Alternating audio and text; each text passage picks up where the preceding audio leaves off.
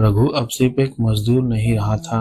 वह गांव, खेत और चौपाल की सीमाओं से निकलकर पूरे इलाके का मार्गदर्शक बन चुका था।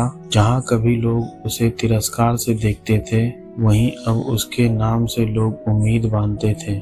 गांव-गांव में जब कोई मुश्किल आती तो लोग उसे कहते, रघु हर हफ्ते अलग अलग गांव में जाता।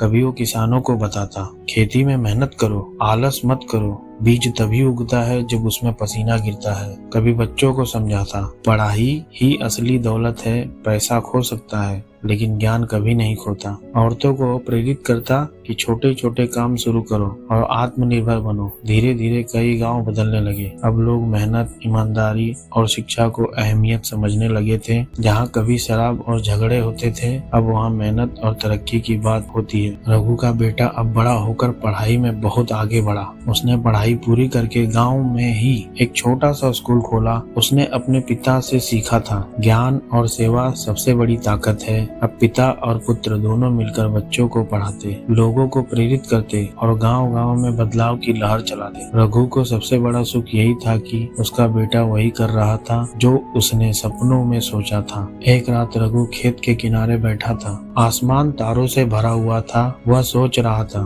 कभी मैं भूख से लड़ रहा था, आज मैं सैकड़ों लोगों की भूख मिटाने लायक बन गया हूँ। कभी मैं अंधेरे में था, आज मैं रोशनी बांट रहा हूँ। लेकिन ये सब कुछ हुआ कैसे? अचानक उसे साधु की बात याद आ गई। मटका तो बस एक प्रतीक है, असली जादू तेरे भीतर है। रघु मुस्कुराया और अपने आप से बोला, असली मटका तो इंसान का दिल और उसकी सोच है। अगर उसमें कुछ सालों में ही रघु का नाम दूर दूर तक फैल गया था। लोग उसे साधु, संत और मार्गदर्शक कहने लगे। लेकिन रघु खुद हमेशा कहता, मैं कोई साधु संत नहीं हूँ, मैं कभी तुम जैसा ही गरीब। फर्क सिर्फ इतना है कि मैंने हार नहीं मानी और मैंने सीखा कि मेहनत ही असली जादू है। उसकी यह बात रघु की कहानी अब दादी नानी बच्चों को सुनाने लगी। वह कहती, बेटा, असली जादू मटका कोई मिट्टी का घड़ा नहीं होता। असली मटका इंसान का दिल और कर्म होता है। अगर दिल सच्चा हो और कर्म नेक हो तो दुनिया की कोई ताकत तुम्हें गरीब नहीं रख सकती। रघु ने अपनी पूरी जिंदगी दूसरों की मदद करते हुए बिता दी। उसकी मौत के बाद भी